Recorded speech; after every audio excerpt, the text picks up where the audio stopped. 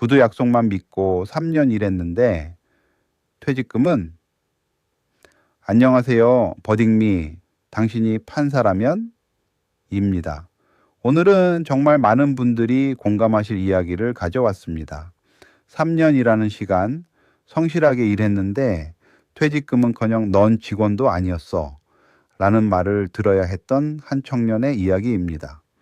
근로계약서 한 장 없이 사장의 말만 믿었던 게 이렇게 큰 대가를 치를 줄 몰랐겠죠. 과연 법원은 어떤 판단을 내렸을까요? 그리고 여러분이 판사였다면 어떻게 하셨겠습니까? 때는 2019년 3월 15일 경기도 수원시 영통구의 한 카페 앞이었습니다.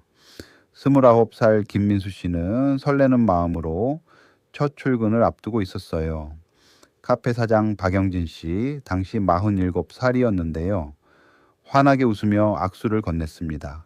시급 8,500원, 주 5일, 하루 8시간, 잘하면 정규직 전환도 가능해요. 민수 씨는 고개를 끄덕였습니다.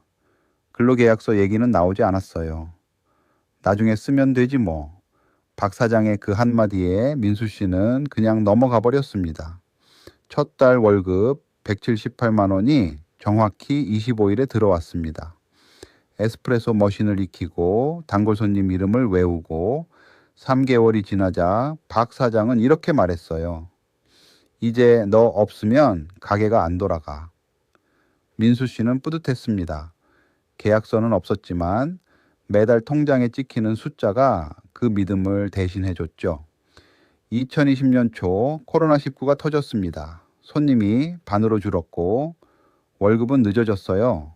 3월 월급이 4월 10일에, 4월 월급이 5월 20일에야 들어왔습니다. 하지만 들어오긴 했습니다. 민수 씨는 참았어요. 오히려 배달 서비스를 먼저 제안하며 어려운 가게를 함께 버텼죠. 2021년에는 사실상 매니저가 되었습니다. 발주, 재고관리, 신입, 알바 교육까지 도맡으면서 월급도 210만 원으로 올랐어요. 박 사장은 내년에 2호점 내면 점장 시켜줄게 라고 약속했습니다. 민수 씨는 자신의 미래를 그렸습니다. 그리고 2022년 2월 28일 결혼을 앞두고 전세 자금이 필요했던 민수 씨는 사직 의사를 밝혔습니다. 사장님, 3월 말로 그만두려고 합니다. 그동안 감사했습니다. 그 순간 박 사장의 표정이 굳었습니다. 그래? 알겠어. 그런데 퇴직금은 기대하지 마. 너 아르바이트잖아? 민수 씨는 귀를 의심했습니다. 3년이라는 시간이, 그 통장 기록들이, 그 모든 기억이 한순간에 흔들렸습니다. 자, 이 사건의 핵심은 바로 이겁니다. 김민수 씨는 법적으로 근로자였을까요? 아닐까요? 근로기준법에서 말하는 근로자는 반드시 계약서를 쓴 사람만이 아닙니다. 쉽게 말해서 실제로 어떻게 일했느냐가 기준이에요. 계약서가 없어도 사장 말대로 출퇴근하고 사장이 시키는 일을 하고 매달 정기적으로 월급을 받았다면 법은 그 사람을 근로자로 볼 수 있거든요. 이걸 법률 용어로는 실질적 근로관계라고 합니다. 계약서 한 장이 없다고 해서 3년의 현실이 사라지지는 않는다는 거죠. 이 원칙은 우리 주변의 수많은 카페, 식당, 가게에서 일하는 분들에게 직결되는 문제입니다. 먼저 민수 씨 입장에서 들어볼게요. 36개월 동안 매주 월요일부터 금요일 오전 9시부터 오후 6시까지 빠지지 않고 일했습니다. 매월 25일 정기적으로 월급이 들어왔고 금액도 178만 원에서 210만 원 사이로 일정했어요. 박 사장의 업무 지시 카카오톡만 수백 건이었습니다. 내일 9시까지 출근, 오늘 재고 정리 부탁, 다음 주 화요일 휴가 승인 같은 메시지들이요. 단골 손님들도 3년 내내 평일 오전 9시면 항상 계셨다고 증언할 준비가 되어 있었습니다. 민수 씨는 퇴직금 850만 원, 연차 수당 320만 원, 연장 근로수당 270만 원, 총 1,440만 원을 청구했습니다. 반면 박 사장 입장도 들어봅시다. 계약서를 쓰지 않았다는 것 자체가 정규직이 아니었다는 증거라고 주장했어요. 또 코로나 시기에 일주일간 가게를 닫았을 때 급여를 지급하지 않았다는 점도 내세웠습니다. 진짜 직원이었다면 유급으로 처리했겠죠. 소규모 자영업자로서 고용관계를 명확히 인지하지 못했고 악의는 없었다는 점도 강조했습니다. 어렵게 카페를 꾸리면서 법적 절차에 어두웠을 뿐이라는 거죠. 여러분은 어느 쪽 손을 들어주시겠습니까? 지금 버딩비 블로그에서 직접 투표해 보실 수 있습니다. 민수 씨의 손을 들어줄 것인지 아니면 박 사장의 주장이 맞는지 여러분의 판단을 남겨주세요. 투표에 참여하신 분들께 실제 판결 결과가 공개됩니다.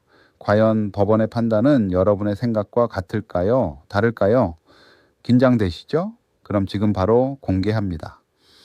자, 드디어 실제 판사는 어떤 결정을 내렸을까요? 재판부는 먼저 김민수 씨의 근로자 지위를 인정했습니다. 근로기준법 제2조는 임금을 목적으로 근로를 제공하는 자를 근로자로 정의합니다. 계약서가 없어도 실질이 기준이라는 거죠. 36개월 동안 매월 25일에 규칙적으로 입금된 월급, 수백 건의 업무 지시, 카카오톡, 단골 손님의 증언, 그리고 직원 로커에 붙어 있던 민수 씨의 이름표까지. 이 모든 것이 실질적 근로관계를 입증했습니다. 박 사장이 결정적 증거로 내세운 코로나 기간의 공백도 오히려 독이 됐습니다. 코로나 때문에 가게 닫으시는 거 맞죠? 저도 그럼 쉴게요. 라는 민수 씨의 카카오톡과 그래 미안해. 다시 열면 연락할게. 라는 박 사장의 답변이 고스란히 남아 있었거든요. 이건 고용관계가 끊어진 게 아니라 일시적인 휴무였다는 걸 박 사장 스스로 인정한 셈이 된 거죠. 재판부는 퇴직금 850만 원과 연차수당 320만 원은 인정했습니다. 다만 연장근로수당 270만 원은 기각했는데요. 실제 연장근로를 했다는 객관적 증거, 즉 타임카드나 업무일지가 없었기 때문입니다.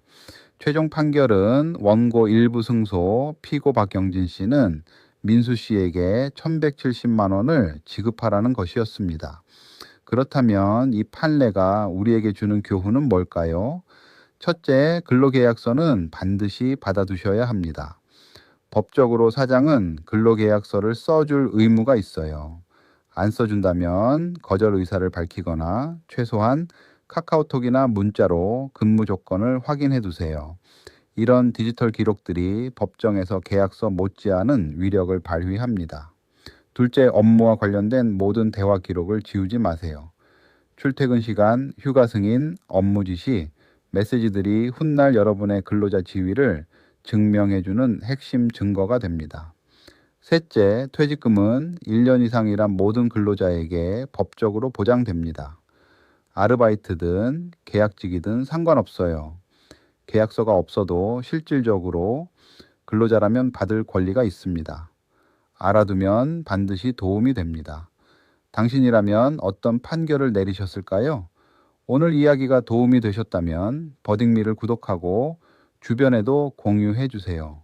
나와 비슷한 상황에 있는 누군가에게 꼭 필요한 정보가 될 수 있습니다. 다음 판례에서 만나요.